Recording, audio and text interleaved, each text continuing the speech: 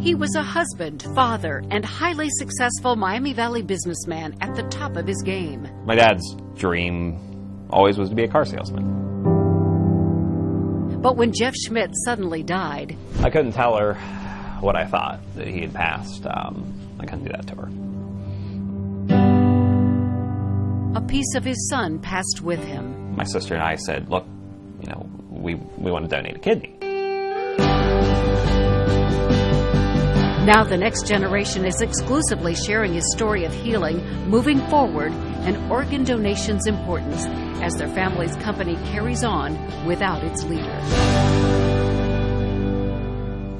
By the time Jeff Schmitt unexpectedly died 1 year ago today, he'd grown his family business into the Miami Valley's largest car dealership. And what makes the story more painful for his family is his death came 2 years after Schmitt's son gave him one of his kidneys. Until now, the Schmitt family has never publicly told their story. Here's Molly Kowick with this Newssetter 7 exclusive.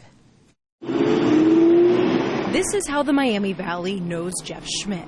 Thank you for your business. And this is how we've grown to know his son. Good morning, Miami Valley. Jay Schmitt out here at Jeff Schmitt Cadillac. We've got some stellar deals on some unique trade-ins here. But this second-generation namesake goes by Jay. I still have to pinch myself. 34 years old, in charge of this much. He runs the service shops, the showrooms, and the offices. Nice. For all 8 Jeff Schmitt Auto Group locations with 450 employees. Well, hey, guys. The honor is bittersweet. It became his when his dad died on October 31st, 2018. I can't ever fill his shoes. For the first time, Jay Schmitt is ready to talk about unexpectedly losing his father exactly 1 year ago. It was a shock for everybody. A shock because at that moment, his dad was in the best shape he'd been in 20 years. Then the heart attack as the two were at lunch. I saw him die. I know the moment that he passed, and I can't quite say what it was. It was heartbreaking, not just because he'd lost his dad. 2 years earlier, he thought he'd saved his life for many more years. He was going to die. He was on his deathbed. Couldn't walk, couldn't enjoy life. His kidneys were failing. My sister and I said, look, we want to donate a kidney. He wouldn't even let us finish the sentence. He said, I won't take from my kids. But eventually the situation became so dire, Jeff agreed to let Jay donate one of his 2 kidneys. And I remember when I woke up from the surgery, I was groggy. And I heard him asking for me and to be wheeled by me. And my dad always had a really sarcastic, sick sense of humor, which was, we talk, you'll learn that I do too. And nurses wheeled him by me and he said, son, are you okay? I said, yes. He goes, great, I don't have to be nice to you anymore. I got what I needed. All jokes aside, it appeared to Jay, as his dad made a rapid recovery, he really had received what he needed. He was back here, he had that grin on his face, he was up to no good, giving people hard times, playing jokes, and that led into what would be the best 2 years of my life. I was right by his side, we were running the company together, he felt great, and everybody just would remark, he's back, Jeff's back.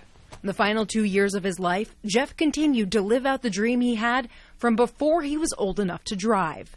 He bought and sold like 6 cars before he turned 16. At age 22 in 1976, he applied at this very dealership. I actually have his original job application that I found going through everything. And then this is his handwritten application. Yes. I've spent much time around dealerships. I have a good knowledge of the various models, engines available. So all the good stuff on the job application. 2 decades later, in 1999, and that was when he became the dealer. A then 15-year-old Jay started working here too, slowly working his way up to second from the top. He let me purchase some stock in the company, and that was my dad. He let me purchase some stock in the company. There was no giving. He made me work for every single thing that I ever had. Life lessons that would come full circle just 6 months later. With his dad's sudden death, suddenly Jay had to take over his office. It was hard. I couldn't move in here for 6 months.